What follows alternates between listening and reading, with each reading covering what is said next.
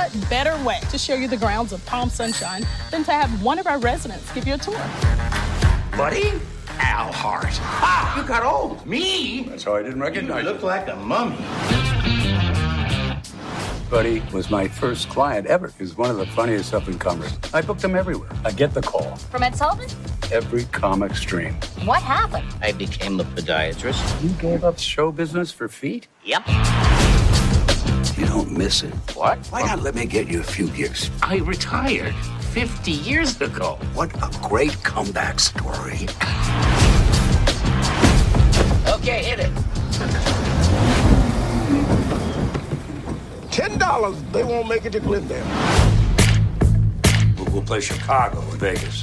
I'm gonna book you on the Tonight Show. He's making a comeback. Buddy Green. I decided to do it for the laughs. No one's laughing. Poor guy hasn't gotten laid since he made parole. And by the way, nice mullet. Do you even have an act? I never had an act. I got 50 years of jokes. My wife loved sex. Her favorite position was the missionary position. That's where she's in bed, on her back, and I'm in Africa. By the time we get to New York City, you're gonna be in top form. Have you heard from Carson's people yet? Not yet. I do 2 hosts behind. What brings you to Kansas City? I'm on tour. I knew you were a rock star. Grandpa still got game. Dad, I'm just supposed to be thrilled that you found yourself at 80? Yes. Hey, Al. Yeah, buddy. Thanks. It's what I do. Whoa. What? Oh, no. What? Holy shit. Oh, yeah. I will buy pot for you. I will buy you a brick of Maui whoopee. Hey, what's up? Listen, you look like some pretty cool dudes. I'm just looking to score a little bit of Mary Jane pot. And stay in school.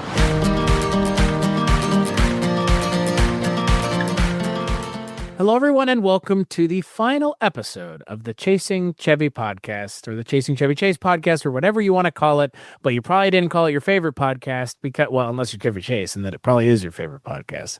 I am one of your hosts, Chris Dashy from the Culture Cast, and I'm joined by my 2 good friends all the way from Cambridge and Washawn and Wake Up Heavy. He's really done with Chevy Chase's nonsense. Your friend and mine, Mark Begley. You left show business for feet? And all the way from the projection booth, he gets into fights with Chevy Chase on Twitter. No, he doesn't, because Chevy Chase doesn't use Twitter, but he uses social media to some aspect to do weird things. Your friend and mine, all the way from the projection booth, Mike White. The correct term is pre-dead. Oh my God. I was so disappointed neither one of you quoted Chevy Chase saying, "Do you still come?" Which is the worst line I've had to hear Chevy Chase say in the entirety of the run of this show that we have done. We have covered a lot of Chevy Chase film, and rightfully so. I think that this is an apropos way to end, but I also want to take full responsibility before we talk about this film that this film is my fault. Like there have been several films that have been my fault that we watched. I wanted to watch this movie because I felt like, again, the title alone is rather apropos. But on this episode of the Chasing Chevy Chase podcast, we are talking about 2019's Greg Pritkin directed, Richard Dreyfuss and Chevy Chase starring, the aptly titled The Last Laugh. So the film does star Richard Dreyfuss and Chevy Chase as a comedian and manager who reunite to go on the road one last time, folks. Why? You'll find out while watching the film. Andy McDowell is there, Louis Black is here, Kate Micucci and Chris Parnell got paid. Greg Pritkin wrote the script and directed the film, and boy, it showed. I'm going to ask, let's just go with Mark first for no reason other than because I can't wait to hear what you have to say about this movie. But Mark, this is the last time I get to ask you on this episode, what did you think of The Last Laugh? This was one of the ones, I made a little checklist at the end here, of all 25 movies we watched. And my note for this one was PS, as in pleasantly surprised that I didn't hate it. Genuinely shocked. Mike White, what about you? You know what? I am in that same camp. It was inoffensive most of the time. There's some lingering questions that I have that we'll get into as we go through here. But yeah, it wasn't as awful apart from the soundtrack. It wasn't as awful as it could have been. The soundtrack sounded like something that Hallmark Channel and Lifetime would have said, "Ooh, that's just way too saccharine. Get that out of here." Yeah, it was very reminiscent of a Lifetime and or Hallmark Channel movie. Big time. Who's the gentleman, Neil something, that directs all those kind of like Neil Breen? Neil Breen. This is like a Neil Breen movie in some respects. Like, this movie's kind of like a weird, whacked out vanity project that just happens to have Richard Dreyfuss and Chevy Chase. It's like, it's odd because there are parts of this movie when I watched it and I was like, oh, that's the kind of oddly touching. And then there are other parts of this movie that I'm like, are fucking tone deaf. And I mean, tone deaf in a way that when something like this is tone deaf, it really, to your guys' point, it feels very Hallmark, or like, and those Hallmark movies, I think for those of us that they don't work, because there are plenty of people that they work for, and that's why I don't want to really denigrate them. But I think there's something to be said for things being written very flat with no complexity, and just having the comfort being in the formulaic nature of what we're watching, that being kind of comforting.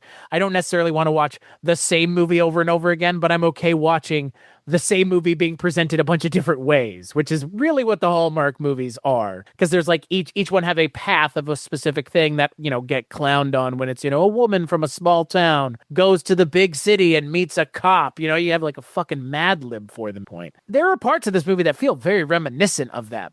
But again, this has a cast of people that I don't think people had blackmail on them, or someone just really knew how to pay them well. Like and we'll get into the producers of this movie, because there's some clownery there, but the movie at times is. You see what it could have been is really, I think, for me, the thing about this movie is I see what this movie could have been, because there are moments that are kind of genuine, but there are a lot of moments that just fall fucking flat, and real flat, like flat on their face even. And, you know, this movie's an hour and 48 minutes. Boy, it is. 38. Right. Well, it feels like it's 2.5 hours. By the time they get to Richard Kind, there's still like 40 minutes left in this movie. Yeah. And I was like, why? What is even happening anymore? Like, we had to have the extended hallucination sequence. Damn straight. Right. Which could have absolutely been cut and no one would have missed it. Nope. That's where your extra 8 minutes came from. Right, because nobody needed it to begin with. Jesus H. Christ. It's tonally all over the place. Is it the worst thing that we've watched? Not by any means. No, not to bury the lead, but no, it is not. There is still, I think, Funny Money still probably for the three of us takes the cake. Yeah. This is just, this for me, again, kind of feels like the last thing we talked about with Vegas Vacation, where I'm like, I see what this could have been, and what it is still not terrible, but it is a inconsistent mess that, I mean, does at times feel like kind of a waste of everybody's time, especially the audience's, because what is Andy McDowell even doing in this movie? What's so strange? There's being sexy. That's what she's doing. I'll tell you this much. She was not at Woodstock unless she was 11 years old at Woodstock. Yeah. Well, didn't she say that? Like, she was 12 and that's when her parents like caught her trying to hitchhike there or something. Yeah, I don't know. It's a different time then. Yeah, it was a different time. We were light years ahead back then. Yeah, I don't know, but she was 11 years old, so I'm closer in age to her than Chevy Chase is. Yeah. This is kind of one of those May December things in this. I'm like, I'm a little. I mean, at their age, at this point, who gives a shit? But I'm like, is she playing older or what? I mean, yeah, because Dreyfuss is not as old as he's playing in the movie. No, either. But whatever. No, I'm wondering how many age spots they've added to him. Oh, I don't know, man. Those look pretty genuine. The one thing that I took away from this is this was a very un-Chevy-like character. It didn't seem like so many of them. It's like, well, once we got Chevy Chase, let's Chevy Chaseify it. Right. And this could have been anybody. This could have been any two old farts, because neither one of these are playing what they were. I mean, Chevy Chase wasn't an entertainment manager. Richard Dreyfuss was not a stand-up comedian at any point in his career that I'm aware of. And so they didn't, the Louis Black thing makes the Lewis Black thing makes sense because he's an actual stand-up comedian, but it could have been any two old guys. And there's no bumbling Chevy Chase. There's no snide one-liners, there's no, what was his famous thing that we'd always do? Excuse you. There's no excuse you in this, none of that. They didn't chaseify it up once they cast him. It seemed to me, at least, which I was grateful for. Is he the best actor in the world? No. He's still the weakest link. I would go out on a limb and say that if I pitched this movie to you and you didn't know who was playing who, you would be convinced that Chevy Chase would be playing the comedian. Right. Dreyfuss would be the manager. Yeah. And that alone, like, I get what they were going for and they're playing against type, but this is not like Bob Hope and Bing Crosby are going to go on the fucking road and do 8 of these movies. Like, there's one of these. Why aren't you just doing the obvious thing? Like, what are you benefiting from by going, well, Dreyfuss is going to be the comedian. You'll see, we'll make it work. And it's like, what the fuck? No. Like, it barely works. And it only barely works because Chevy Chase is told to just not be funny in this movie at all. They're just like, Chevy, just don't do we're not going to have you doing anything remotely comedic. We're just going to have you being, you're going to be the straight man in this entire film. And you're going to be like, where's the Mary Jane? Where's the devil's lettuce? Like, oh my God, Jesus Christ. What is this character that we've written for Chevy Chase? This should be the Richard Dreyfuss character. This should be Richard Dreyfuss doing this. And Chevy Chase should be the one on stage. And then just give Andie MacDowell's character to Chevy Chase as the comedian anyways, because it's not believable with Richard Dreyfuss and Andie MacDowell, because Richard Dreyfuss looks like her grandfather, even with Andie MacDowell at the age that she's at in 2019, which is 6 years ago. Some people are granny or grampy shaggers, she might just be really into that. Like, could be her whole sexual fetish is sleeping with old white men. There's a lot of that going around these days. Oh yeah. As opposed to an old black man, George Wallace in here just complaining and giving bad news the whole time, not playing into his strengths as a comedian either. Yeah. I think George Wallace as our comedian would have made a lot more sense, or even Richard Kind. But yeah, Chevy, even if he were to play the stand-up comedian, I don't think he ever really did stand-up. I think his early days were more in the writing. Right. He was part of a band. I think he was in a band with one or two of the guys from Steely Dan. Right. And then he goes on to work for like the Lampoon, and he's writing stuff for, I don't know, Spy or whatever, or the Lampoon magazine, I think it was. So he wasn't doing stand-up. Like, he has one quote unquote comedy album. And I love the review on allmusic.com that says a spectacularly unfunny comedy album, the vinyl equivalent of National Lampoon's European Vacation. I thought you were going to say it was just 2 words. Shit sandwich. You can't write that. You can't write that. I mean, yes, Chevy Chase is not a comedian in the sense of the stand-up variety. However, he is known for being funny in comedic films, unlike Richard Dreyfuss, who I don't think anyone would go, who's really funny these days? That Richard Dreyfuss. That Dick Dreyfuss is a funny guy. That Dick Dreyfuss isn't even a fun guy to be around. Dreyfuss and Chevy Chase are both kind of notoriously curmudgeon-y. We haven't talked about that with Chevy Chase in quite some time, the kind of prickliness of Chevy Chase, because we've focused on the movies.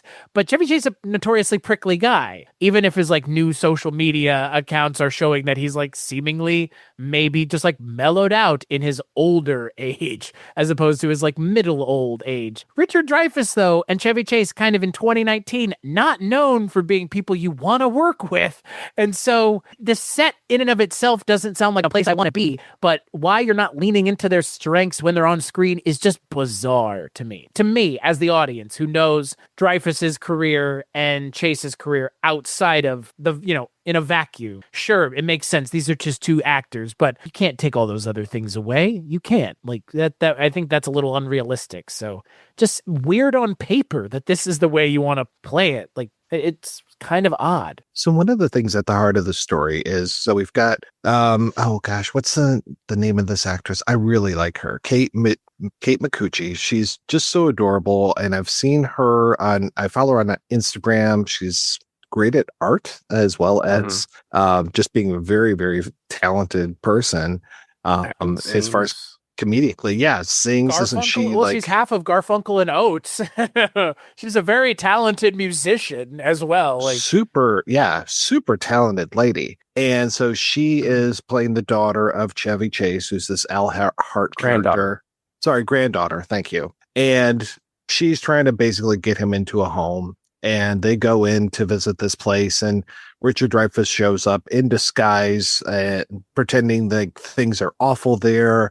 Eventually, it's like, oh, hey, this is my old client, because Al Hart was like you said, a manager for comedians back in the day. And it feels like he didn't have a ton of clients, but definitely the Dreyfuss character was one of his clients, and he quit right before his big break on the Ed Sullivan Show. Why did he quit? We never get that answer. Okay. All right. That's what I kept wondering. Like, I was waiting for a big revelation at the end of this to be like, even if he said something like, I realized that this wasn't the life for me, and I would rather spend more of my time rather than being out on the road, taking care of people's feet and taking care of my family. Well, that's kind of what he does. Kind of. Chevy says, "Why did you quit?" And he's like, "Quit what?" Right. And then he and then kind they of cut lists that off. scene right there. Well, he lists the things that he had instead, and then said, "Quit what?" And it was weirdly worded and written. And I'm like, "Wait, quit what?" Oh, okay. I mean, you had to stop and think about it for a minute. What he was getting at. Right. I didn't quit anything. I had all of this. So instead. Are you saying that one of the writers of movie 43 may not have been a good writer for this movie? I mean, that Jesus, mother of God. It falls flat, and there's a needle drop in the middle of that scene when he's saying that. There's a needle drop over him saying that. It's so weird. The movie feels like a film where the person who directed it and wrote it is the same person. Like, that's the way this movie feels. And there are movies like that. Like, there are a fair amount of movies that feel like this. And it's not a knock against them. It's just when you have overwhelming amounts of creative control and no one to push back and say, hey, maybe we need to make a change here. Maybe this, it kind of has this weird vibe to it where the soundtrack is weird and the script is weird and some of the dialogue doesn't work and the editing is kind of, I mean, it wasn't edited by Greg Pritikin, who claims he's never seen a music video, though he's directed plenty of his words, apparently. I'll say this. It's supposed to be funny, right? I know, is it? Like, just like the comedy in this film, low-hanging fruit of the racial variety. I will say this. My mom has lived in a residential facility for a number of years now, and they fucking nailed it. They nailed that part of it. Everybody eating the buffet, the walkers all lined up in the back of a room. Perfect. I mean, I've seen that when my dad's memorial service was held there. The back wall was kept open for all of the wheelchairs and walkers and canes, and it was pretty. I mean, there wasn't a George Wallace rolling around announcing every time somebody died, and they didn't all stand in the driveway when the ambulance. Well, they kind of do that because the ambulance does show up quite often there, and but that part of it they got right. So I don't know if he had a dad or mom in a residential facility, but they nailed it. So Al gets the idea. I want to rekindle my career. I'm not ready for retirement. I want to rekindle my career. And it's odd for a manager to want to rekindle their career because they manage. They need a client. So he gloms on to Richard Dreyfuss and is just like, hey, you were so funny. Let's go back out on the road. I can get us spot on Fallon. What do you do? I mean, great. That's fantastic. So yes, let's do that. Don't you remember how big Jimmy Fallon was in 2019? He still is. He's huge. It's really just the fact that he's the host of the Tonight Show at the time. Right. I mean, it really has nothing to do with him. Whoever the host would have been or could have been. In 2019, Jimmy Fallon wasn't selling products that he made on his TV show, correct? Notice how Stephen Colbert doesn't even make an appearance and they're on the Late Show. Yes, yeah, I noticed that too. Yeah. Well, again, it feels like calling in favors, but not to the right people, even when they're making the film, frankly. So Dreyfuss doesn't want to go out on the road because he's banging a lady at the care facility, but a lady who do we ever get a close-up of her? It seems like she's always in the background, like out of focus, to the point where I'm like, who is that actress? I can't even see her face. No. Yeah, you never do. Okay. All right. I'm glad that it wasn't just like, oh no, you forgot about the close-up. You forgot about the scene where she has more than, oh, hey, Richard Dreyfuss, come fuck me kind of buddy. thing. Yeah, buddy. Come on, buddy. And then Come he on, says, buddy. who's that? When Chevy Chase asks, he goes, nobody. Like, Right. wow, guy, cool. Yeah. Awesome. And there is a very poignant scene. She passes away at one point, and they kind of do a rug pull for us. It's this whole thing of George Wallace shows up, and he always talks about who's fallen, who's dead, all this bad news. He's like this harbinger kind of thing. And at one point he shows up and he's just like, oh, did you hear what happened to Buddy? So then we're like, oh, Buddy's dead. But then Chevy Chase goes in and no, it's the room where those two slept together, slept in the having sex term. And she's dead now. And Dreyfuss has this great little thing where he's like, oh, I never told her I loved her because I didn't want to get attached to somebody. I've lost so many people in my life. I'm like, wow, that's a really nice scene. But then it's so quickly undercut because then it's like, all right, well, let's go back out on the road. And I know it would have been very boring for us as an audience to watch Richard Dreyfuss doing the same act in every venue. But if you're a comedian, you're working on your act. And for Dreyfuss, he's just out riffing every time he goes out. And I'm sorry, even if you are an observational comic a la Jerry Seinfeld, you're not just literally coming up with things right on the spot and saying like, oh, hey, what about this thing that I just saw 2 scenes ago? And what about this complaint that I have? If you're a comedic genius, you are. Come on now. I guess it's more the Robin Williams style, but I know Robin Williams even had an act. You don't just go out and make shit up. I don't know. I know that had to be done for this movie, so we didn't just hear the same jokes over and over again. But man, oh man, I was chafing at that just because I'm a big fan of stand-up comedy, and to see them kind of not do it right, I was like, oh, okay. Yeah.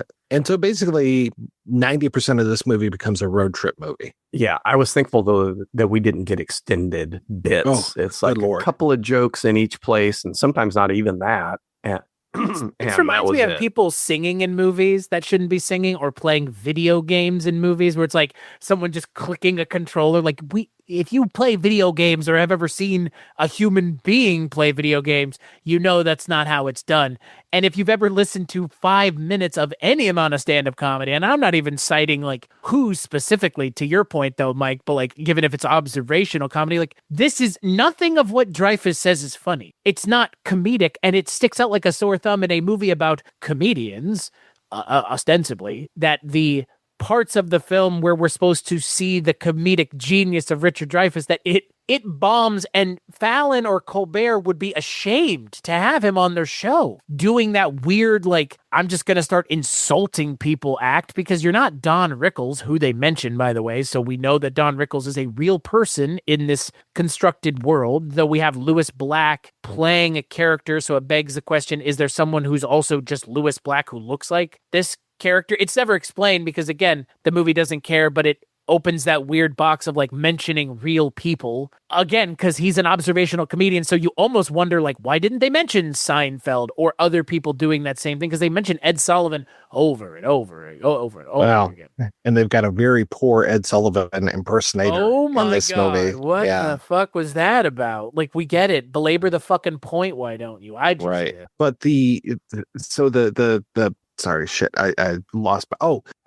One of the very first shots in this movie that we have is going over that wall of comedians. And I don't know if they just sent a PA to go to, like the Hollywood Book and Poster and just buy a bunch of headshots of comedians, or if they were calling in favors to get all of these headshots and signed and everything. I doubt that these are real signatures on these. But one thing why I had to look this guy up before we started talking tonight is that there's 2 comedy clubs that they go to, and both of them have pictures of other comedians in the background. And Ronnie Chang, Daily Show's Ronnie Chang, Shang-Chi, and the Legend of the Ten Rings, Megan, Crazy Rich Asians, Ronnie Chang shows up so prominently behind these characters that I'm just like, was Ronnie's manager involved in this? Because he is just so big behind them, both in like the one in Chicago and the previous place that they play. And I'm like, wow, okay, I don't know what's going on here, but Ronnie's just very, very well represented in this movie. I didn't even notice the pictures. Okay. Well, I was just kind of like, oh, who are these comedians that are on the wall? And you need to put that in the IMDb trivia, Mike. Oh, there we go. Oh, hey, now. Hey, they get a freebie from us. Holy cow. Yeah. Boy, I haven't read the trivia for this one. I'm sure it's filled with all kinds of very useful information. I was going to say, boy, I'm sure that Netflix is glad that this film got 3 to 4 streams this year, as opposed to getting none streams in a long time since the movie came out. Go look at the IMDb page for this movie.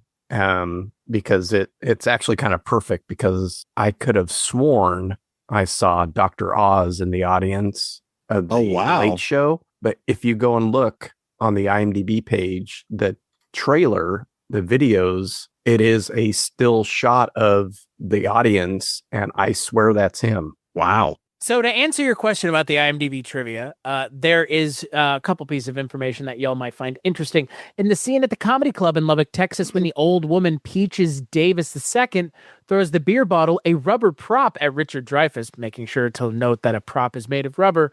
On the first take, the bottle struck Dreyfuss squarely in the crotch! ! The entire cast and crew, including Dreyfuss, was laughing so hard it was several minutes before the shooting could resume. Oh, that's great. I'm so happy I know that. And then the other piece of information is the for Paul Mazursky dedication was for friend of writer-director Greg Pritikin. The two of them used to eat breakfast at the farmer's market in Hollywood with a group of old comics, and Pritikin says the stories these guys told inspired this movie. The end credits list some of the comics that were there. Saw that. Yeah. So last night, it was 2:00 in the morning. I couldn't get to sleep in this hotel room I was at, and I'm looking at articles about The Last Laugh, and there was an article that said, is The Last Laugh based on a true story? So I go there and I read the article, and there's no mention of it being a true story. They just talk about the movie itself. There's no like, was this based on a true story? And then there's a link to a Vulture article about, was this based on a true story? I go there and it's even less informative, and they don't talk. So I guess the true story, quote unquote, is the whole thing of the Paul Mazursky stuff, in that he would hang out with these guys and they would tell these stories, and that inspired the film. But what the fuck, man? Like all the stories that I read last night about this movie felt like they were just written from the press release or AI. I think it was too early for AI to write these, but like just felt like they were just picking up stuff from the Netflix press release. Laziest fucking journalism in the world. Well, I mean, is it any lazier than the movie that we get, which has some really lazy comedy that feels like, again, low-hanging fruit? They go to Tijuana and he's telling jokes that would get him thrown out of a comedy club in Tijuana by the people there. And he's like mean to the translate. It's just, I'm assuming, because like you've alluded to, and like I mentioned, like the true story of it all, like this was probably a story that was told at one of these breakfasts that was like, oh man, this would make a great movie, like, oh, this would be great in a movie, like probably Greggy, write this movie, this movie for me. When it was being told, I'm sure it was being told with a lot more panache and delivery than it gets in the film version, because a kind of back and forth with a quote redneck unquote is about as funny as you would think it is, and it's not funny. It's just lazy. It's just lazy. And the parts of this movie that don't work are the lazy parts. The parts of the movie that do work are the parts that feel more personal to Greg Pritikin than just, I was sitting at a breakfast listening to these comedians talk about what they've done. Like, anybody could do that. Like, that's not as big of a like insider thing as it used to be, given that everybody just goes on podcasts and talks about their like life experiences. For a while there, everybody had a Steven Seagal story that they would tell on a podcast. Like, you could go and find like a supercut of Tom Segura and John Leguizamo and all these people telling their Steven Seagal stories. And it's like there's no cachet to that anymore. But for a time there was, like, you used to have no way to hear those stories other than just, effectively the Hollywood dirt dirt sheets. Now it's like everybody can go talk about whatever the fuck, wherever the fuck they want on someone else's show or their own show. And it almost undercuts the idea of like what Greg Pritikin is doing here, trying to like, oh, these are great stories. Like, I guess so, but they're not really that unique. They kind of all feel very generic. So either you're not good at taking them down or they just weren't that interesting to begin with. Best Steven Seagal story for me is Stephen Tobolowsky, where he talks about how Seagal didn't want to kill anyone in the movie The Glimmerman, and that he had to talk Steven Seagal into killing him in one of the opening scenes, I think it is, in the movie, and that he eventually comes back and says, no, I changed my mind. I really didn't. He can't be dead, even though like this guy gets blown away, and so they had to have Tobo come back and do ADR to be like, basically like, I'm still here. Oh my God, finish me off, you bastard. Pretty much. Pretty much. Steven Seagal, the same guy who said, and I quote, I won't be in the Expendables films because I don't like to work with funny people. Mm-hmm. Yep. That's what the issue is. Oh yeah. It's and to go to the Dreyfuss and Chevy Chase and really Steven Seagal of it all, like actors that take themselves so seriously all the time, man, like, no amount of making a movie, a buddy comedian movie together is really going to wipe away the reality that like these two dudes are really like playing like maybe 10% of their normal annoying selves at the time. But these two guys are insufferable in reality. And this movie is just like a dialed down version of it. And I kind of almost wish it had just been them dialed up to 100 and just like being completely miserable assholes, like bad grandpa style. Just like, I don't know, like there's a little bit of it. You see, there's moments of it, but it never gets there because, again, the movie's not interested in telling that story. The movie's interested in being kind of weirdly emotionally touching or attempting to be, I guess. I don't know how successful it is, but it attempts that several times. Can I talk about one of those other moments where I'm just like, what the hell happened kind of thing? So Chevy and Richard are driving down the road, and at one point there's a cop car behind them. And so Chase takes all of Richard Dreyfuss's weed and throws it out the window. And it's this big thing. Yeah, like you mentioned, Chevy Chase's character is just like, oh my God, the devil's lettuce. How are you doing this? Kind of thing. And so there's a montage. They're down in fucking Texas, which is probably not the best place to try to buy weed at. They're down in Texas, and you can correct me on that one, Chris. It's there, surrounded by legal states. I know people that buy pounds of weed in Texas. So the movie, I get what the movie's getting at, but yeah, 2019 was bad, but yeah, it's not the hellscape this movie's making it out to be. Well, he's going around and he's trying to buy weed. He goes to these rednecks. They're just like, what the fuck? He goes to these teens. They're like about to probably berate him as these two cops are walking up, and he's like, oh, you kids, get away from here, kind of thing. He finally goes and he knocks on the window of a jazz bar, and then he comes back with a whole thing of weed, because his whole thing is like only jazz musicians smoke weed.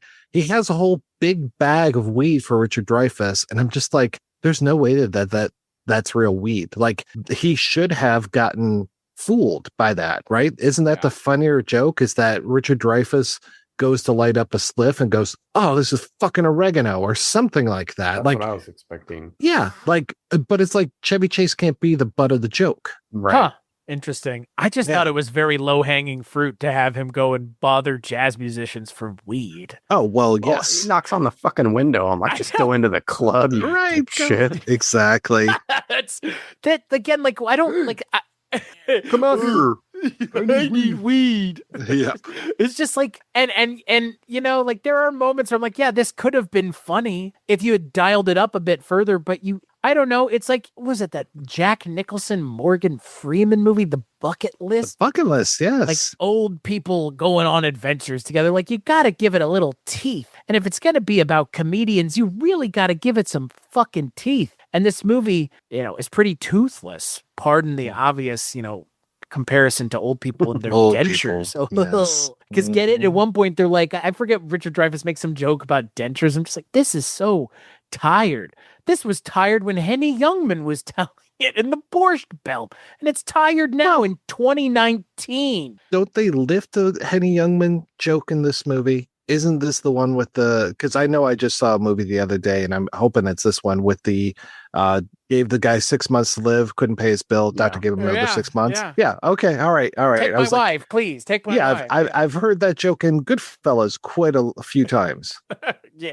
Good. My wife says, take me someplace she's never been before. I said, try the kitchen. Yeah. Good God. It's funny when Henny Youngman says it. It's not funny when Richard Dreyfuss says it. Krippendorf's tribes own Richard Dreyfuss. The king of comedy, Richard Dreyfuss. God, what a fucking mess to cast a non-comedic actor as a comedian and expect it's going to go any better than casting a non-singing actor. He can be very funny. Can be funny when someone who's funny is writing for him. I never thought he plays sardonic a lot better, though. This is not that, though. We could have been that, but it's not. I mean, I never thought I would be defending Richard Dreyfuss, which is also the title of my new movie. I was about to say, what a great title for a film. Yes. Well, was he in Defending Your Life? I think he was, right? I mean, would it be better to just abbreviate it to Defending Dreyfuss? Yes. Well, yeah. The Defending Dreyfuss cast. No, we're not doing that. No, we're not doing that. I mean, good movies in there, though. I do want an opportunity to talk about that Steven Spielberg movie again with you, Mike, with John Goodman. Boy, no, thank you. I'm good. I'd rather die. Yeah, I've done Mad Dog time on my own show. I don't really want to ever talk about it again.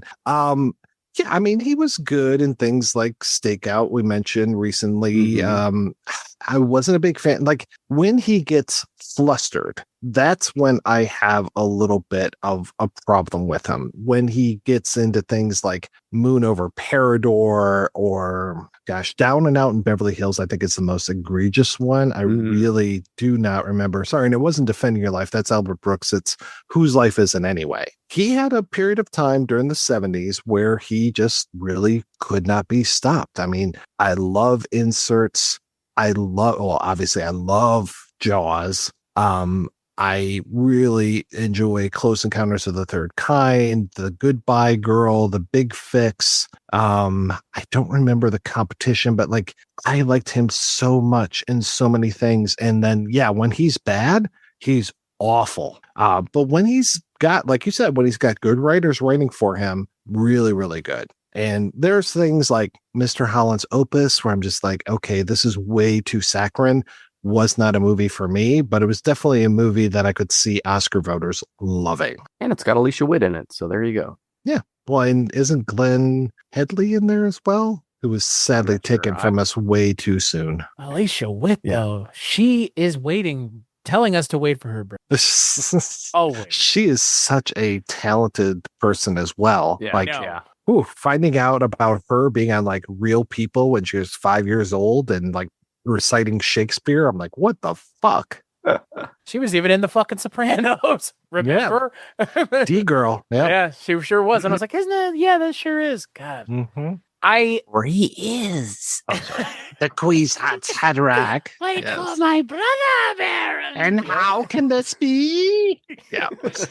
I've laughed more talking about this movie than I did while watching it. Yeah, it got a few chuckles out of me. The one when though, the very end of the movie. I want to know because if you had a few, they probably stood out. Well, the one that I actually remember is the end of the film when he's posing nude for Annie MacDowell and he goes the majestic look upwards that actually got a laugh out of me. I don't know why. It struck me as funny. Like I'm sure that the rest of that don't look so great, Chevy, but yeah, there were a lot of times where I was just like, no, this isn't too bad. This is funny, and it's inoffensive, like a good road movie should be. Though, there are things that just don't add up, like how they're staring at all these very, very, very cheap hotels. And when they make their way to Chicago, that's a really nice hotel that they're at. I mean, are they doing that because Andy McDowell is now with them? I don't know. That was my first thought when they rolled up. I'm like, why are they staying at a really nice place all of a sudden? Did Chevy Chase say that he has a lot of money? He does. says Yeah, he has yeah. $5 million. Yes. At the end of the movie, he says he does. So I'm like, why were they staying in these crappy places this whole time? You're like old men, and you're not like old men. You are old men. You are old men. Like he's doing the same thing my mom does, where she's walking around with a ratty coat with the toggles missing and just looks like a fucking homeless person. And she's like, well, I'm going to Goodwill to look for new coats. I'm like, Mom, you can afford a new coat. Go to the fucking store. They sell new ones at Goodwill. Yeah. Hey, yeah. It's new for her. She's saving that for you, Mike. I know. Well, then that's what I was thinking. Is like, what are you doing to your kids and your grandkids by it? Did he give $5 million to? He should have given him a number. I mean, that was what I was waiting for, was a ridiculous number. I would have said I have $1 million in my bank account rather than I have $5 million. Yeah. Yes. It's like, what? So I'm going to bribe Lewis Black to let this old guy on the air and give a fair to middling performance. Mm-hmm. It is not the, oh my God, this guy is so fucking funny. There was an old comedian that I listened to or watch on Instagram. He is hilarious. He is so funny. Really old guy. You know exactly what I'm talking about. I wish I knew the guy's name. So funny. And I was kind of waiting for that. Like these jokes in this movie are just not the funniest jokes that you could have. Nah. Carl Reiner and Mel Brooks did it better. Jesus Christ, the 1,000-year-old man. I mean, for fuck's sake, 3,000, whatever it is. I have the CD downstairs, the one that they did in like the mid 2000s. Like that's how you do this. You're not even trying to do that. And they have the audacity to show Mel Brooks in the opening of this movie on top of everything else. Like, you're going to do a movie about old comedians. You're going to show the guy who was doing the old comedian bit before he got old. And now he's super old. Mel Brooks is still with us, and Carl Reiner is still with us. They're both still with us, right? Or is Carl Reiner gone? Well, they're both still with us. Yeah. Jesus Christ. I think. And this is Andy Huggins is the guy who we're talking about. Andy Huggins Comedy is his channel on Instagram. So go watch Andy Huggins Comedy. Speaking of comedy, I just looked at my Facebook memories. Guess what happened 9 years ago today? We started the show. Wasn't that it? What we've been here this whole time? Good God, can you imagine doing this show? What would we have to do? An episode every 3 fucking months? It feels like it, right? Yeah, you almost damn near killed Mark Begley. That was good.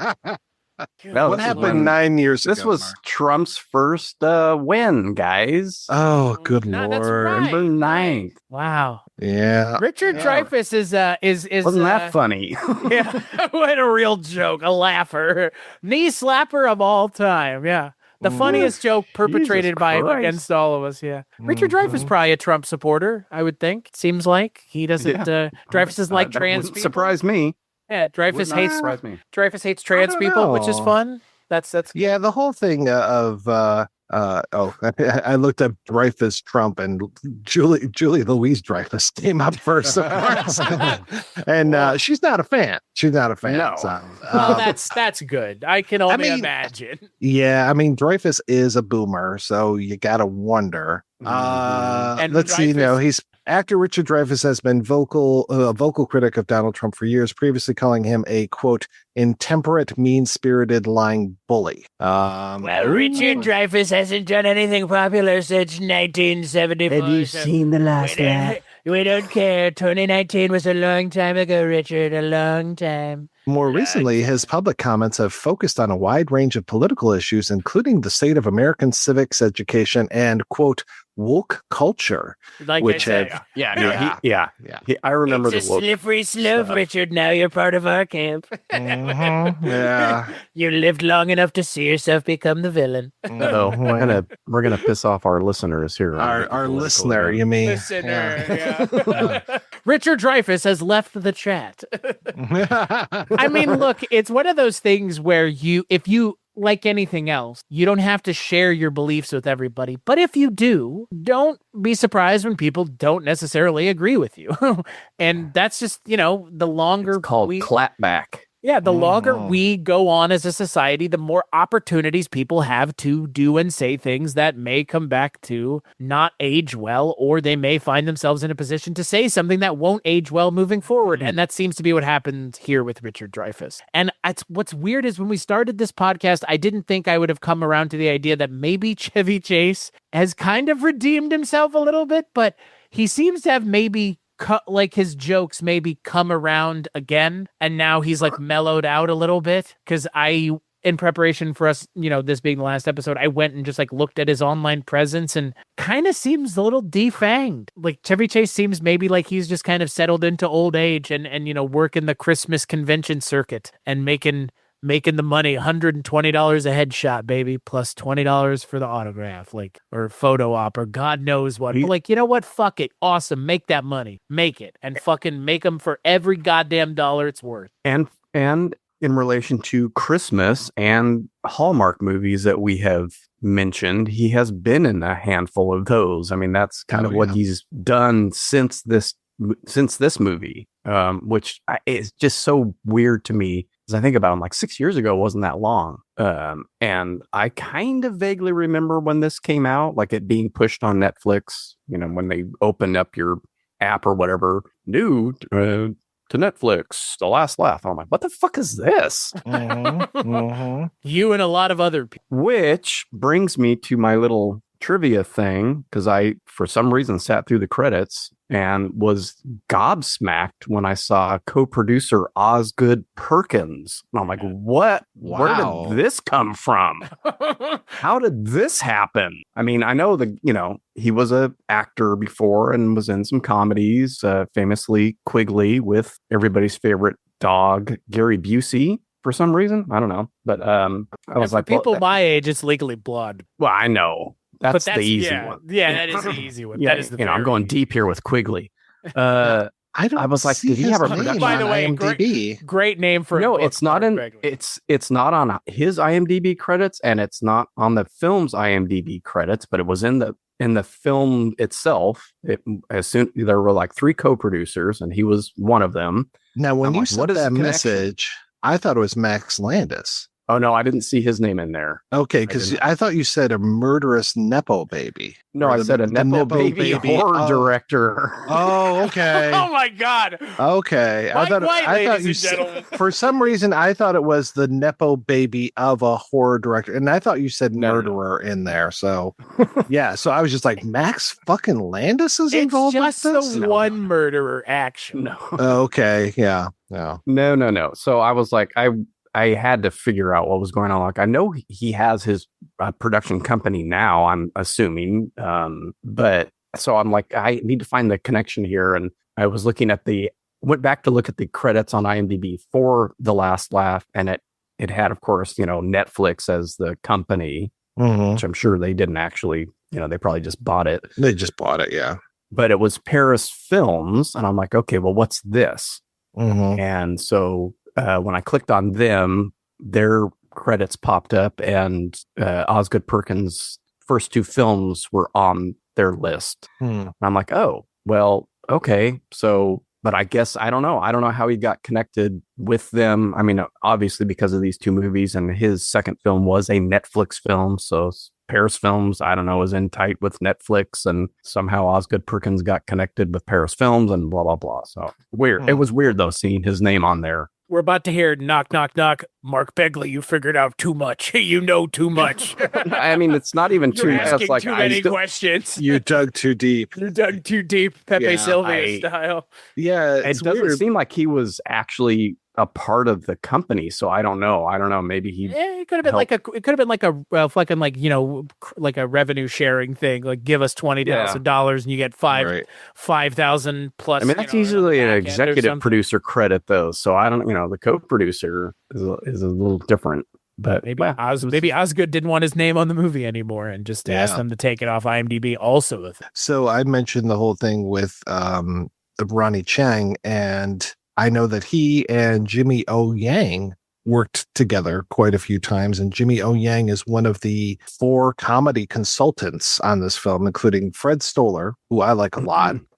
Chris Fleming, I'm not familiar with. Alan Harvey, and then Jimmy O Yang, and then comedy advisor to Mr. Dreyfuss, Ronnie Shell, who I think he was in like Gomer Pyle, USMC back in the day. Aren't you familiar with Chris Fleming, though? They're the comedian that opens for Richard Dreyfuss in that bar that goes, "It's not worth it, just leave." Right. Oh, yeah. I've seen that guy's stuff too on Instagram. Yeah, right. Which, by the way, I hope that that's not a good representation of their comedy, because this movie doesn't do it any justice, because that scene is like... As if you use they, them, because you keep saying them. I don't know. The comedy in the movie seemed really specifically to be like homophobic. So I'm just like, I don't know. So I don't want to step on anybody's toes. I have no earthly idea. Okay. I think you may be right on both parts, though. I've seen some of their comedy, and it's not reflected in the bit that they do in the film. Right. Well, I'm curious because I'm looking up this Alan Harvey, and the only person that comes up is Alan Havey, and I'm like, did you misspell his name in the credits, or is this a different person? So I don't know. Harvey, so strange. Yeah. Anyway, yeah, I don't see anybody. I don't see a comedian listed as Alan Harvey. Oh, maybe. Maybe known for Fatty and George from 1981. That doesn't seem right at all. This does not seem like a comedian. Wow. Okay. Maybe they fucking misspelled his name in the credits, just like how they misspelled Osgood Perkins as Max Landis. But I do see Alan Havey, American stand-up comic, who was also in Mad Men. So weird. Yeah, I feel like I'm losing my fucking mind. No, just like listening to the soundtrack of this movie for more than 5 fucking seconds. With Jesus, mother of God, and I've gotta wonder who the woman that Chevy Chase and Andie MacDowell just stand in front of for a really long time, talking really loudly while she's playing music. Is that just like a friend of Greg Pritikin? Is that his wife? Because it's so random. It's such a thing where it's like, this is a specific thing. So do you know this person? Are you doing this person a favor? Like, I'm not saying they're a bad musician. It's just, why? It's very odd. Yes. Yeah. Why? It's so weird. Yeah. And music plays a big part of this movie, with them singing in the car and going to see live musicians, and then eventually the jazz musicians smoking. Heard Harvest Moon more times than I care to. During one film. And then Dreyfuss being like, you know what? I'm going to add a song to the act. Yeah. And then comes out. And like you said, Chevy Chase is now, like, Andie MacDowell is a really bad influence on him in this movie. She gets him fucking high on weed a couple times, I think, and then gets him high on shrooms when they're in Chicago. The part where the horse starts talking to them, just kidding. But then they go to the comedy club, meet Richard Kind. All of a sudden, like, love Richard Kind. I love Richard Kind as well. And then we're introduced to Dreyfuss's, is this his son or grandson? Son. Okay. And then the granddaughter of Chevy Chase is back in this movie, and they're just like, what are you doing? You can't do this. And this is when we have the big revelation that Richard Dreyfuss's character has cancer, pancreatic cancer, though I don't even know if they say the C word in this, but they say something like, it's called pancreatic. Okay. They say it's as serious. He says it's as serious as cancer at one point. I was like, okay. And then they go, right. Yeah. So they're like, oh, this is horrible. How can you do this? And then again, we have like some poignant moments of like the son talking with Dreyfuss and just like, listen, this is what I want to do. And like, oh, it's like there's a couple moments in this movie that kind of save it a little bit. I'm just like, okay, yeah, this really works for me. This is good stuff. And he goes out on stage, and fucking Chase is just completely blasted on these mushrooms, and ends up having this fantasy sequence. And then of the fantasy sequence, I keep going, what's real and what's not? Because when they kind of cut back to him the next morning after Andie MacDowell has left him, and I guess they've had sex, maybe, then it becomes like this whole what really happened that night, because he ends up with Dreyfuss's hat that he throws out to the audience, I think, during that song part. And I'm like, okay, where did the hat come from? Like, what is real? Yeah. I don't it's know. never explained. It's literally that whole hallucination scene is the gun pointless. his penis? Of course, yes. It's symbolism. Let's get Greg Pritikin on the line, and he can tell us. I guess this guy that plays Dreyfuss's son, is from SNL. Chris Parnell. Yeah, Dr. Spachiman.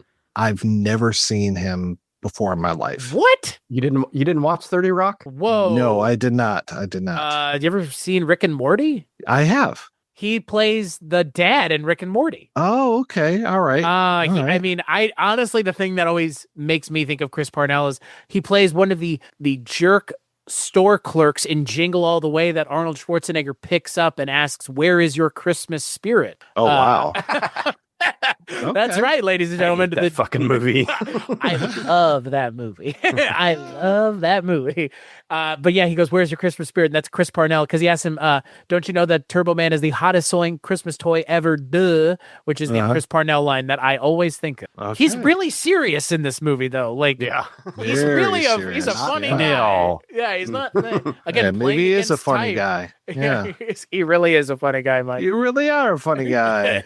Yeah. He is, though. I'm telling you, I'm not. I wouldn't lie to you. But yeah, it's so strange because again, they have funny people playing against type, but then they do know that funny people are funny because they have George Wallace sort of being funny. Kind of. I don't know. Richard Kind is the funniest person. Richard Kind is the best. Yeah. I was really worried when he said that Andy McDowell was a two-knuckler. I was like, where are we going with this, Richard Kind? Where are we going with this, Richard Kind? Like, you a freaky bastard, Richard Kind. I do love Richard Kind's look. He looks like a Disney Pixar character turned into real life. 100%. I love him, and I know he's been in a lot of Pixar stuff because he was in Bug's Life and Cars and Toy Story and Inside Out. Like, he was in a ton of stuff. But yeah, he's got a great voice, great look, but he's also got a great. He could have been Chevy Chase and Richard Kind. Fuck, watch that movie. I mean, I would have watched this movie anyways because I don't think he's old enough though.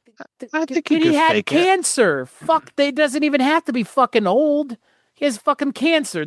So that's the thing that honestly robs this movie of any real, like, the meaning of it being about old people is like Richard Dreyfuss has cancer. So it's not really about them being old. It's about Richard Dreyfuss having cancer, which anybody could have. Pancreatic cancer could be had by anybody. It's not even it being had by an 80-year-old guy is just kind of like, well, that kind of sucks. It checks out. Yeah. Like, sorry, I don't know who you pissed off in another life. Surprised it wasn't prostate, but like that's very easy to get over. Whereas with the pancreas, I mean, you're kind of fucked with some of that. I guess so. Yeah, I went and looked, and yes, it does seem that pancreatic cancer is not great if you get it. It's like one of the kind of like it's like liver pretty cancer. much the worst. Yeah, you have to catch it like before it starts, otherwise you're fucked. Yeah, that sounds awful. That sounds awful. I'm sure you guys caught that though. Like the first time he smoked weed, it's like, oh, this dude's got cancer. Right. This is I just kept waiting for it to be revealed. I didn't catch it, honestly, because I was just like, well, they're just trying to make him like a cool older guy. I didn't catch it as like the kid. But when I rewatched it the third time, I was like, oh, okay. I was like, you watched this movie 3 times. Mike, Jesus I told you I memorized the first hour of this movie verbatim for you, just so I could recite it. I didn't do that because if I had, I would deserve to be locked up. Okay, like so Sam Neill in The Mouth of Madness. Like, just let me out. Let me start you off. Do-doom. God, Paris Films. We open. I want the described audio of this film. Yes, please give that to me. That's what I want. Yeah, it's. I think to y'all's point from the beginning, it's not the worst thing we've watched. I think Funny Money is the low point of this show, and I think Funny Money is honestly the low point of like not like podcasting in general, but it's one of the worst things I've watched. Western civilization, maybe. Yeah, right. When all is said and done, it will be the thing that caused us truly to have our downfall is Funny Money being made. It's the worst thing I've watched in 50 years. Holy shit! Wow. I know I've seen worse. I mean, before we started recording, I mentioned Harmony Korine's name. So, boy, not only have you seen worse, you know that worse exists. Yes. Worse is lurking out there for me. Yes. Yeah. I mean, to fucking mention Neil Breen or even, you're so funny, Mike. You think of everything. Like, fucking The Room is worse than this movie. The Room is not a movie. The Room is an art piece, really, like a live action art. I would say for me, the high point of this podcast might still be foul play.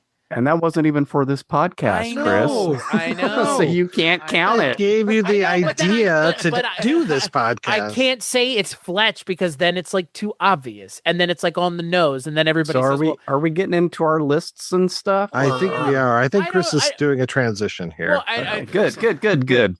Well, I guess my question is: are we to that point? Is there anything else we want to talk about with the last? I covered all my. I didn't mean to get us into a transitionary spot. Honest. The only thing I was thinking to comment on otherwise is something that goes uncommented on in the movie, which is when they go to Tijuana, suddenly Richard Dreyfuss's mustache has been dyed and they never get back to it. They never say, like, what are you doing, trying to make yourself look younger or something? No mention. No, he asks for the mascara and then. Oh, that's what he's doing with the mascara. Yeah. Okay. Yeah. But he never goes back to it again. He never does that. Why is Chevy Chase missing shoes? Because you got to take your shoes off and feel the ground every once in a while. And right. That's what she says. Yeah.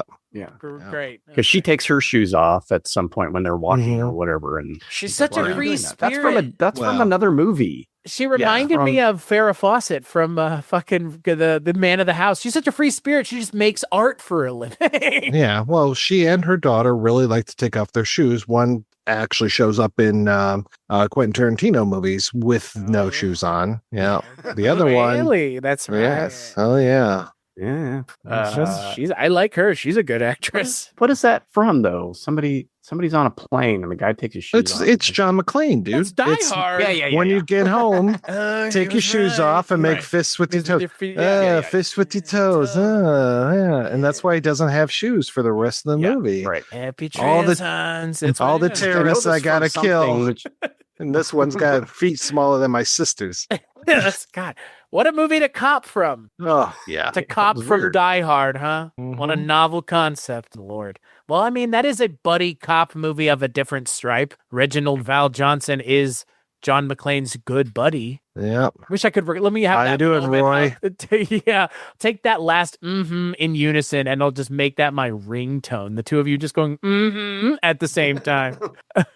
I guess, if you're Chevy Chase, would anybody really believe that Andy McDowell's interested in you when you act the way that you do? Like, it's hard, right? Like, where are they at that point? They're in the Midwest. Somewhere. They're in Kansas. They meet in Kansas. Overland Park. Yeah. She's from Overland Park, which is where, that's like south of Kansas City. Not a lot of sexy old men there, I guess. I don't know. Chevy Chase a sexy old man? No.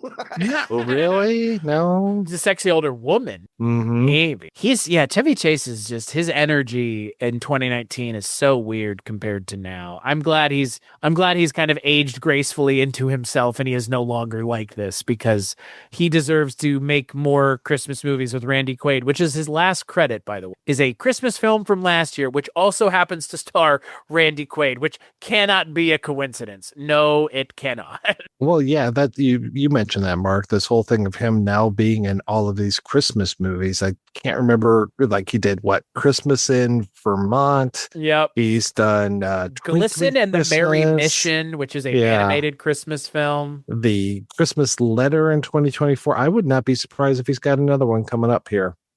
Because I was talking with fellow person on the Weirding Way Network, Emily Intravia, and she's like, she watches all of these Christmas movies and talks about them on the Feminine Critique every single year.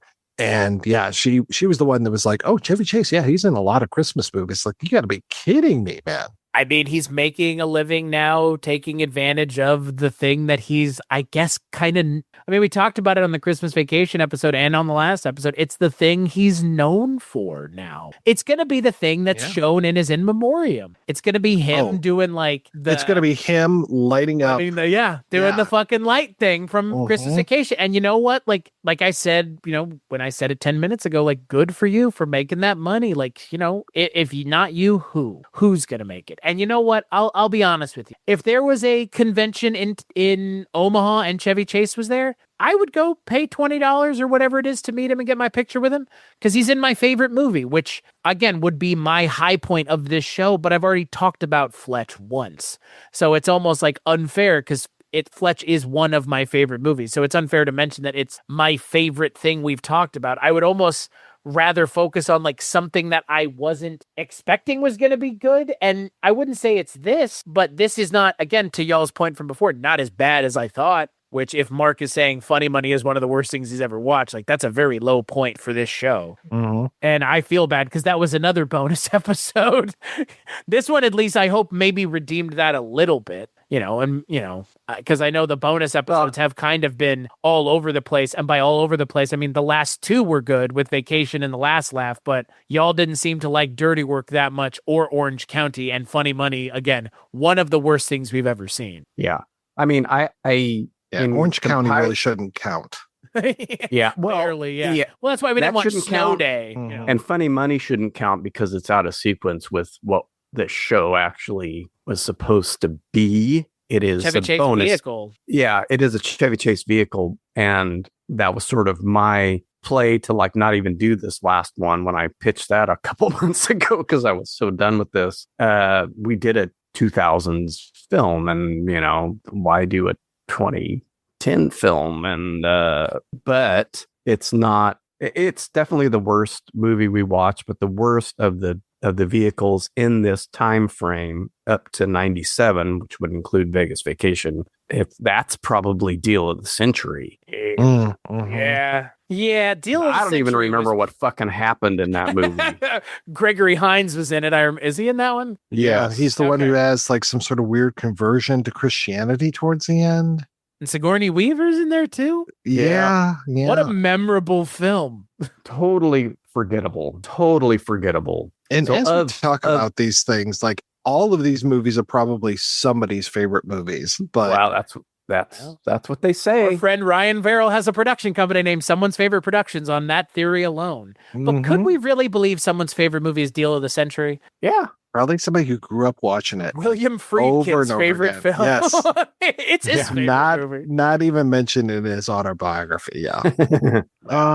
Yeah. So are we doing like our best and worst or most memorables? The only thing I did a top 5.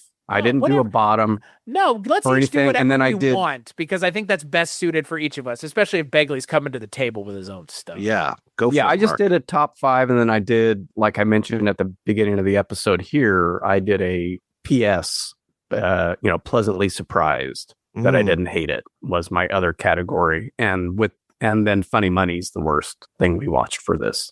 Yeah, I agree. Whatever. I can get my top 5, or we can go back and forth. Let's each do our own thing. So go for it, Begley. You came prepared immediately. So since you are our guest, you may start.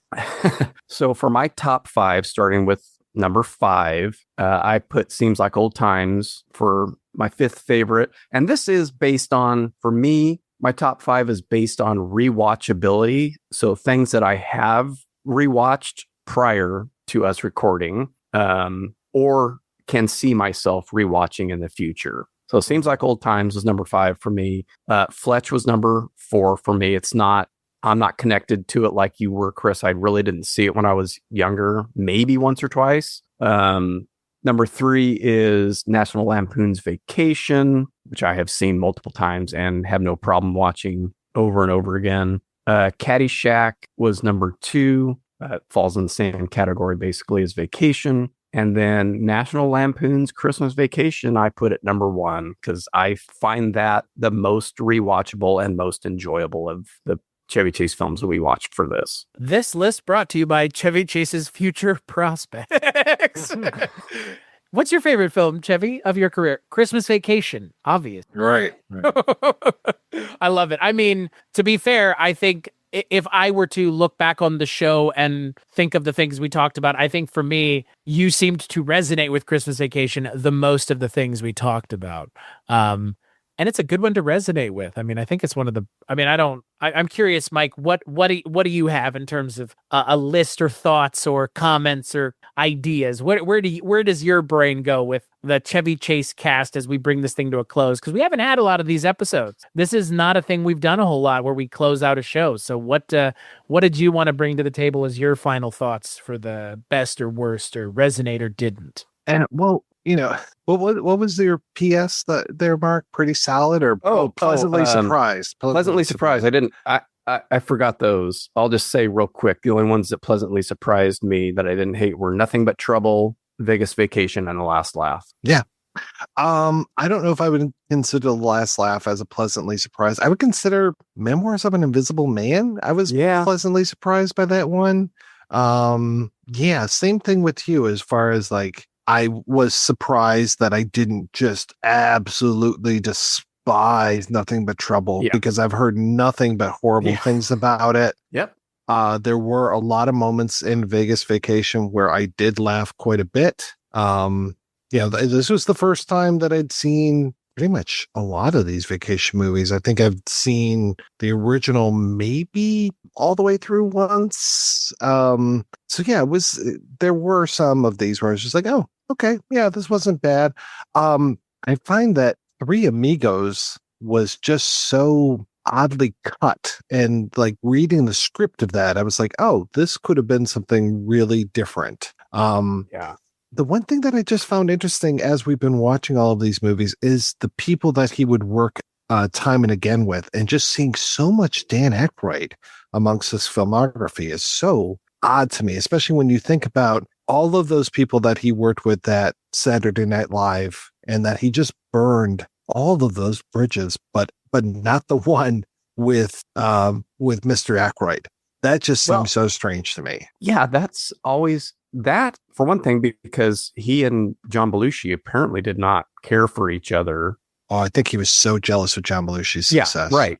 And also Bill Murray, who replaced him on the show, which was no fault of Bill Murray's. I mean, Chevy was leaving, so why would he care who's replacing him? But yet he partnered up so often with Dan Aykroyd, who was obviously very close to John Belushi, and Brian Doyle Murray, Bill Murray's brother. So it's just weird that those two show up so often in these Chevy Chase films. It strikes me as really strange. It is really strange. And to see, that like Christmas Vacation, I was pleasantly surprised by. I guess I could kind of see why so many people talk about that one so much. And despite all of these conversations, some of those movies that I watched when I was a kid, time and time again, I still kind of like things like Modern Problems, which is such an awful movie, but I still have a soft spot for it. Under the Rainbow, I have a soft spot for. Ooh. Oh, Heavenly Dog, I still have a soft spot for. But yeah, I think of all of these movies, and we didn't even cover it on the show, Foul Play was probably my favorite of all of these. Yeah. And then that's still my favorite Chevy Chase movie, hands down. The bar way too fucking high, way too high. Yeah, because it's just been kind of downhill with like little bumps every once in a while. I did a Tales from the Crypt podcast where the best thing is the first thing we watched. I know what that's like. It's very frustrating. You can never get that high back, man. I'm chasing a dragon the whole time. Because that is a Goldie Hawn vehicle, really. And she's just too much to handle. And I mean, she's just so cute through that whole goddamn movie. She's amazing. Yeah. And, and it's a, Hitchcock riff and all that other stuff. It's my favorite of his and always will be. Yeah. Yeah, we started too high, set that bar way too high with that one. And, that for me, you mentioned Seems Like Old Times. That had Seems Like Old Times come out first, I think I would have resonated with it more, as opposed to, like you were talking about, Chris, Chasing the Dragon, where I'm just like, man, it could have been so much better. And they really could have gotten to some more heights than what we see. But I don't know. It wasn't the worst thing in the world, and Charles Grodin is so good in that. And there's a lot of good bits to that. Wasn't Harold Gould the judge in that one? I love him.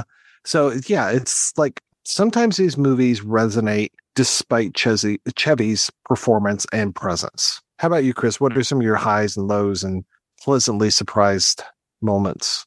So I've got 5 in no particular order, and I would go we kind of had the show have these kind of like a couple movies and then a bonus, a couple movies and then a bonus. So I looked at the list and I was like, could I possibly pick one out of each thing? And so taking Fletch and Fletch Lives out of it, because those are the ones that would be completely unfair to mention, because those are movies that I kind of have nostalgia glasses on for Fletch Lives. And again, it's not a terrible movie. I like it. Fletch is a good movie, but again, it's a movie that I consider to be a favorite movie of mine. So to take those out of it, I would say in no particular order, Seems Like Old Times is, if I can't mention Foul Play, motherfuckers, I'll mention Seems Like Old Times. Because it's, I mean, it's not that I don't like Caddyshack, but Chevy Chase is not part of Caddyshack. Like, the best things in Caddyshack are not Chevy Chase. And that will always be the case. I rewatched Caddyshack recently, and I was like, man, I like a lot of this movie, but when Chevy Chase is on screen, it kind of isn't as much of what I want from that movie. So then to continue further down the road, I actually agree with you, Mike. Modern Problems, as whacked out as that fucking movie is, it's a whacked out fucking movie, and I kind of like that it's a whacked out fucking movie. And the trailer for the movie is great. Chevy Chase has modern problems. Well, and it really speaks to 2025 with all the air traffic controllers working for free right now. I mean, it's kind of prescient, right? That's right. Very ahead of its time. And then to continue further down the road, one might think, well, he's going to go with European Vacation. No, Three Amigos. I actually really enjoyed us watching it. It was kind of a ray of sunshine at an otherwise very dark time. And because last year I was dealing with a lot, and just looking back at the list of things, Orange County, European Vacation, and Spies Like Us just ain't doing it for me, fam, as they would say. I did recently at Barnes & Noble pick up Three Amigos on vinyl. I now own a black and red splattered vinyl for Three Amigos, which includes all of the songs from the film. So yes, you'll be happy to know I picked it up for $7. It was originally $35. Along with the vinyl for Nicoya Scotzi, because nobody's buying vinyl at Barnes & Noble, apparently. But then to bring it all the way towards the end, Nothing But Trouble was a thing I had covered on the Culture Cast back in the day. And I went and re-listened to that episode. I did not enjoy it nearly as much as I did when I talked about it with y'all. And so for me, Nothing But Trouble makes the list. And then once we're here at kind of the end, I mentioned Vegas Vacation because I'm actually glad that y'all enjoyed it. I think outside of Memoirs of an Invisible Man, it might be the best thing we watched in this kind of final moment of the show. And Vegas Vacation, I think in a lot of ways, redeems the vacation films for me, because I don't think I like European Vacation as much as I used to. And I think Vegas Vacation is kind of nearer to the top in terms of, like, for me, being a vacation movie that kind of isn't as much of a letdown as I kind of think everyone thinks it is. And I know why, but at the same time, it's not. I would agree with Mark. The worst thing we talked about 100% is Funny Money. I think Funny Money for me is in a special class of movies like the original Casino Royale, where when I think about rewatching them, I would rather do anything else, including go mow someone's lawn by hand for free in the heat, than watch Casino Royale or, heaven forbid, Funny Money again. Like, just a real waste of time, and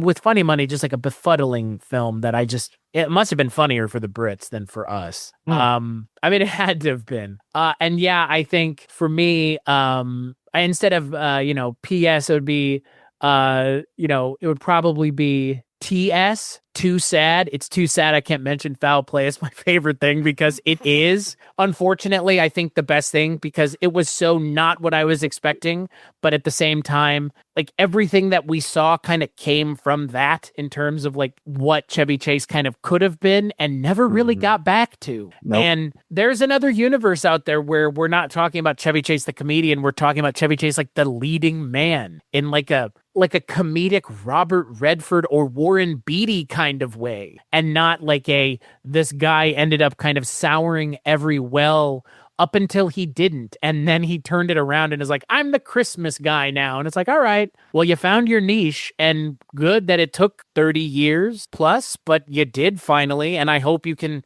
ride that wave all the way as far as you can. I would wonder if anyone has oh dear God, I don't want to will this into existence, but does anybody want to see Christmas Vacation 2? Or 3, I guess, given that, the reboot thing is not a thing. We just do that, right? Just do Christmas Vacation 2.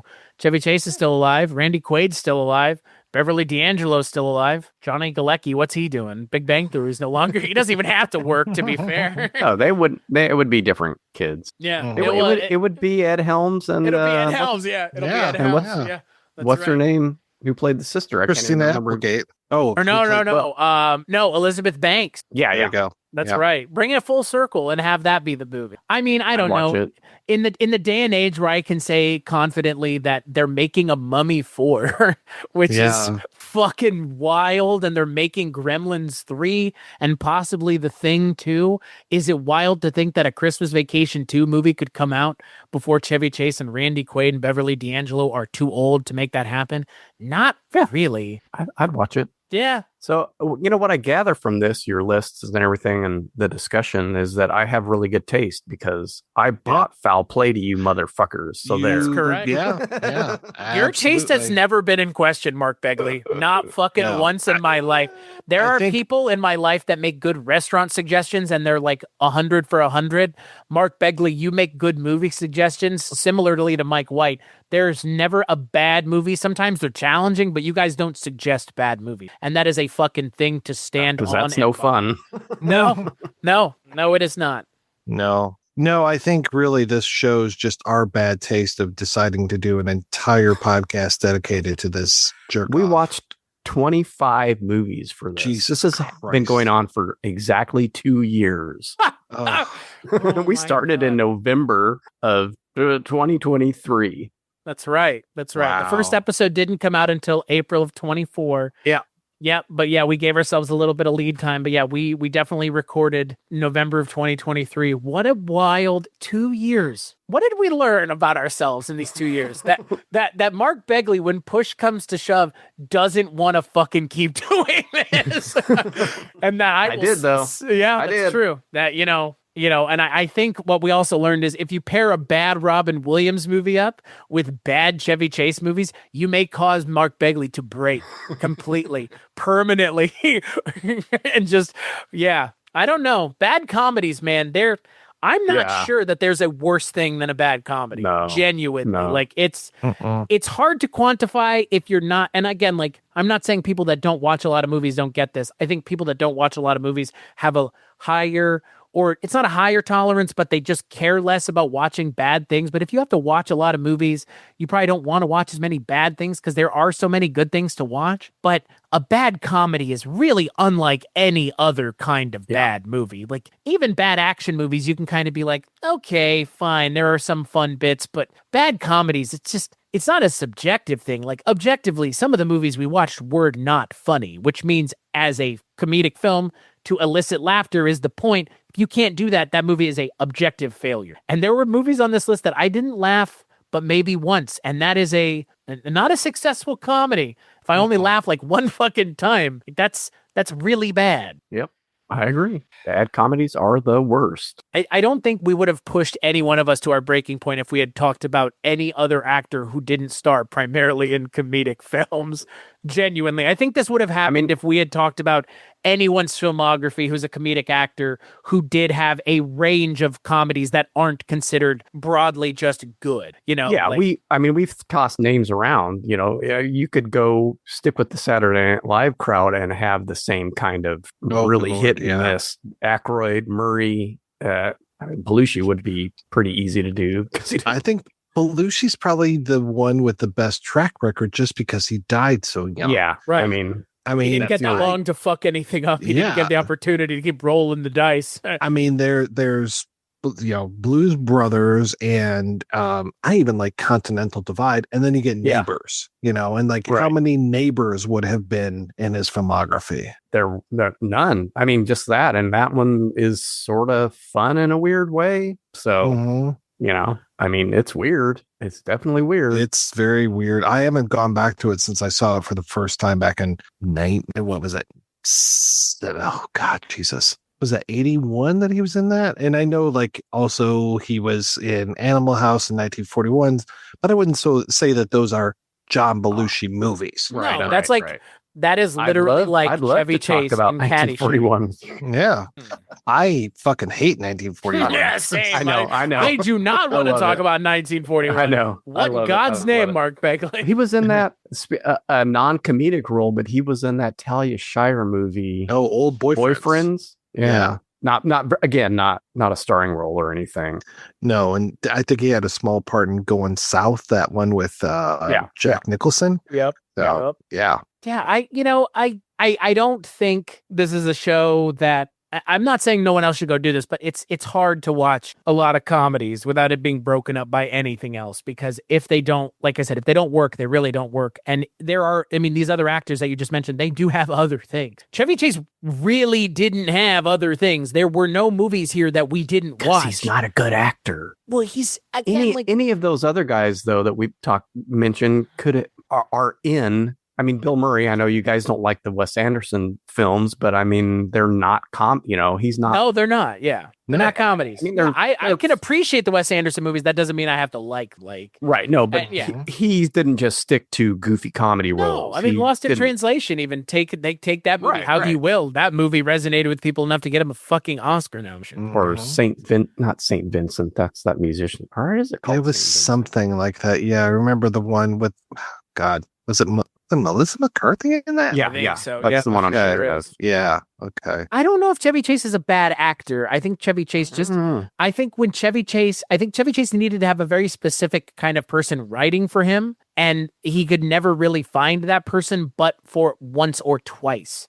And when they really, I mean, look, Fletch is on this list. Fletch got mentioned a lot as something that's is good, or something that's remembered fondly by the three of us on this show. That would be one of the times I would say he had someone who knew how to write for him. But there were plenty of times where they didn't know how to write for him, but they would stumble into it Chevy Chase style every now and then, a good nugget or two in one of these movies. But the movies that we remember fondly are people who kind of get what Chevy Chase is laying down and understand how to kind of remix it in their own way. That's, again, we're really blessed now as a film watching society that there are so many more people writing and so many more people able to make things that, can you imagine if Chevy Chase in his prime existed now? There'd be so many fucking opportunities for him that he would never have had in the times of Oh Heavenly Dog or Caddyshack. And now it's like you can be Eric Andre or Tim Heidecker and Eric Wareheim or Tom Green, and your style of comedy will resonate with more people, and more people will find you and want to work with you, and your comedy will be your thing. You won't have to fit you into a specific box. And it is kind of a shame that Chevy Chase never got to work with anybody like that. I mean, I would say maybe his last best thing was Community. Really was Dan Harmon knew how to write for him, but from what I hear, he just pissed off everybody. He was still dealing with his shit. He hadn't gotten his shit together. He thankfully has now. It's, again, Chevy Chase kind of always feels like missed opportunities. You just did this a little too late, or you were just a little this way too much, as opposed to being this way. Sometimes guy can't get out of his own way, and what are you gonna do? Just do what you can, I guess, to not be in your own way. It's hard. He seems like he was it wasn't drugs and alcohol with Chevy Chase. It's just kind of Chevy Chase, which, it was drugs and alcohol early on. Chevy Chase was mainlining Chevy Chase. Yeah. But yes, he was definitely, even the last movie we talked about, or was it Man of the House? I think Man of the House came out the same weekend he got arrested for DUI. So it's he's been fighting demons for a long time, but I think the biggest demon is himself. Right. Yeah. I'm he not can't get out of his own way. No, drugs and alcohol. I don't want to chalk it all up to that, because there is a fair amount of ego here, ego. Good Lord, yeah. The guy had his own show, and then he tried to have his own show again in 2015. There was a failed pilot for the show just called Chevy, where he played the character named Chase, which I'm either assuming is a fake show that never happened, or a real thing that didn't get picked up, that rightfully so didn't get picked up. Because those two things alone, him playing a character named Chase in a show called Chevy, is just too much in and of itself. Who wanted that? Who? Was Randy Quaid going to be in it? Probably. Playing his next door neighbor? Good Lord. Good God. Good night. What else, guys? Is there anything else we want to talk about? That seemed like the perfect way to end it with that good night. Yeah, good night. Good night. Okay. Well, do we want to plug anything? Does it matter? We close the line. We don't put a sign in the window here. I guess we could tell people where to go. They want to hear anything else. I'll tell them where to go. Yeah, I'll tell you where to fucking go. I'll tell you where to go. Bend over. What is it running in? You make $5 the hard way. Yeah, bend over and I'll show you. Oh, yeah, that's right. Bend over and touch your toes. I'm going to show you where the wild goose goes. I think we should mention our collective shows over at Weirding Way Media. That's fine. Yeah. Always in the normal way. So thank you for joining us. If you've been listening to the Chevy Chase podcast, this has been a labor of love for the three of us for, like Mark mentioned, 2 years now. We either edit or produce the show, or we're obviously here doing the show collectively. So it doesn't just exist out of a vacuum. There's a lot of work that goes into it. So thank you for joining us. Obviously, the final piece of work is listening to it. And boy, what a piece of work we are. So if you want to hear more of what we have to offer, Mike, I'm going to kick it to you first. Where can people find the things that you work on? Everything that I work on, with the exception of one thing, is available over at weirdingwaymedia.com. And that one thing is another thing that has a potential end date on it, and that is Ranking on Bond, where we talk about James Bond films. And yeah, we're coming into the end of that here with the Daniel Craig era. By the time this comes out, we might be done. So check that out over on Chris's Patreon at patreon.com/culturecast, and check it out on my Patreon at patreon.com/projection booth. And yeah, everything else, Weirding Way Media. How about you, Mark? You can find my 2 shows, Can Return with Sean and Wake Up Heavy, over on weirdingwaymedia.com. How about you, Chris? Damn, Mark Begley. I like it. Short and sweet and to the point. No, like Mike said, weirdingwaymedia.com is where you can find all the things that I work on, including this show and the Culture Cast, which I try to do once a week, either by myself or with someone else. Though, hey, doing things by yourself is totally cool in this day and age. Patreon, like Mike mentioned, my Patreon, Mike's Patreon, Richard Haddam's Patreon, Father Malone's Patreon. Mark doesn't have a Patreon. No, Mark knows better. Mark has an OnlyFans. It's a very different value proposition that he's asking for over there. And yeah, that's where you can go to interact with us, either on a financial basis or just, like the show on Spotify, rate it on Spotify, give us a review on iTunes. Even though this is the last episode, you never know what might happen if Chevy Chase makes another big movie. I can guarantee the three of us will sit down and watch it, given that we just mentioned if Christmas Vacation 3, or technically 3, but it would probably be 2, were to come out. I guarantee the three of us would suit up one more time to wrangle the beast that is Chevy Chase. But, I think this has been fun. I've had a good time. Did we watch some bad movies? Yeah, but I think we had a good time in the process. Yeah, we learned a lot along the way. Yeah, it was the friends we made along the way, honestly, And thank you for listening. And there's no more episodes. So adios. Bye. See ya.